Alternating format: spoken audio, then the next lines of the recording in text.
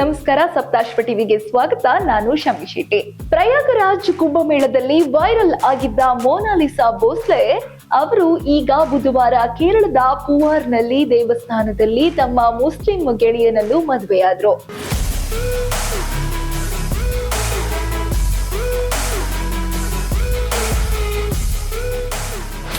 Bhosle internet ಅಲ್ಲಿ ಕುಂಭಮೇಳ ಸಮಯದಲ್ಲಿ ಜನರನ್ನು ಆಕರ್ಷಿಸಿದವರು. ಆರುಮನೋರ್ನ ನೈನಾರ್ ದೇವಸ್ಥಾನದಲ್ಲಿ ಹಿಂದೂ ಸಂಪ್ರದಾಯದ ಅಂತೆ ಈಗ ಮದುವೆ ಮಾಡಿಕೊಂಡ್ರು. ಆದ್ರೆ ಮದುವೆಗೂ ಮುನ್ನ ಭೋಸ್ಲೆ ನೇರವಾಗಿ ಪೊಲೀಸ್ ಸಹಾಯವನ್ನ ಕೇಳಿದ್ರು. ಅವರು ತಮ್ಮ ತಂದೆ ಬಲವಂತವಾಗಿ ತಮ್ಮನ್ನ ಊರಿಗೆ ಕರೆದೊಯ್ಯಲು ಪ್ರಯತ್ನಿಸುತ್ತಿದ್ದಾರೆ ಎಂದು ತಂಪನೂರ್ ಪೊಲೀಸ್ ಠಾಣೆಗೆ ಹೋಗಿ ದೂರು ನೀಡಿದರು. ಇನ್ನು ಭೋಸ್ಲೆ ತಮ್ಮ ಕುಟುಂಬದವರು ತಮ್ಮ ಸಂಬಂಧವನ್ನ ವಿರೋಧಿಸುತ್ತಿದ್ದಾರೆ ಎಂಬ ಆರೋಪಿಸಿದ್ರು. ಇನ್ನು ಕುಟುಂಬದವರು ತಮ್ಮ ಗೆಳೆಯನನ್ನು ಬಿಟ್ಟು ಅವರ ಆಯ್ಕೆ ಮಾಡಿದ ವ್ಯಕ್ತಿಯನ್ನ ಮದುವೆಯಾಗಲು ಒತ್ತಾಯಿಸುತ್ತಿದ್ದರು. ಆದರೆ ಪೊಲೀಸರು ಅವರ ಸ್ವಯಂ ನಿರ್ಧಾರ ಹಕ್ಕನ್ನ ಬೆಂಬಲಿಸಿದ್ದಾರೆ. ಅವರು ತಮ್ಮ ತಂದೆಯೊಂದಿಗೆ ಹೋಗಲ್ಲ ಎಂದು ಸ್ಪಷ್ಟಪಡಿಸಿದ್ರು ಮತ್ತು ತಮ್ಮ ಗೆಳೆಯನನ್ನು ಮದುವೆಯಾಗಲು ನಿರ್ಧರಿಸಿದ್ದೇನೆ ಎಂದು ಹೇಳಿದ್ದಾರೆ.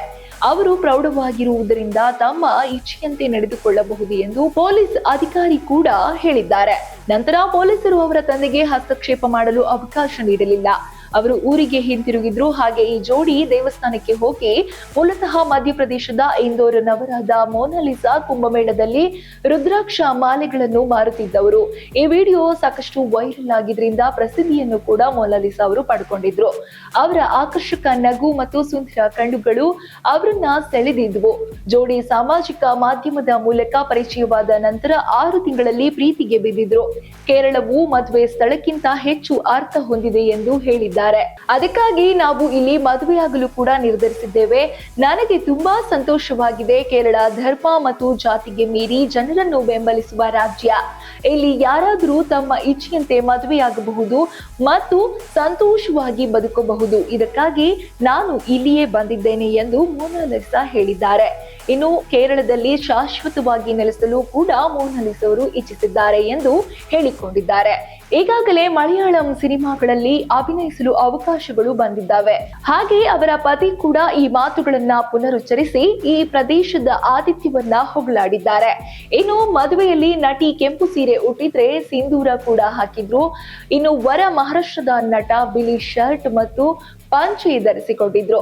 ರಾಜ್ಯದಲ್ಲಿ ಚುನಾವಣೆ ಸಮೀಪಿಸುತ್ತಿರುವುದರಿಂದ ಈ ಮದುವೆಗೆ ಪ್ರಮುಖ ರಾಜಕೀಯ ನಾಯಕರು, ಸಾಮಾನ್ಯ ಶಿಕ್ಷಣ ಸಚಿವ ವಿ ಶಿವಂಕುಟ್ಟಿ, ರಾಜ್ಯ ಕಾರ್ಯದರ್ಶಿ ಎಂ.ವಿ. ಗೋವಿಂದನ್ ಮತ್ತು ರಾಜ್ಯಸಭಾ ಸದಸ್ಯ ಎ ರಹೀಂ ಹಾಜರಿದ್ರು. ಶಿವಂಕುಟ್ಟಿ ಈ ಕಾರ್ಯಕ್ರಮದಲ್ಲಿ ಪತ್ರಕರ್ತರಿಗೆ ಮಾತನಾಡಿ ಮದುವೆಯನ್ನ ಕೇರಳದ ಒಗ್ಗೂಡಿಸುವ ಮೌಲ್ಯಗಳ ಸಂಕೇತ ಎಂದು ಶ್ಲಾಘಿಸಿ, ಮದುವೆ ಸ್ವರ್ಗದಲ್ಲಿ ನಡೆಯುತ್ತದೆ. ಆ ಸ್ವರ್ಗ ಇಂದು ಕೇರಳವಾಗಿದೆ.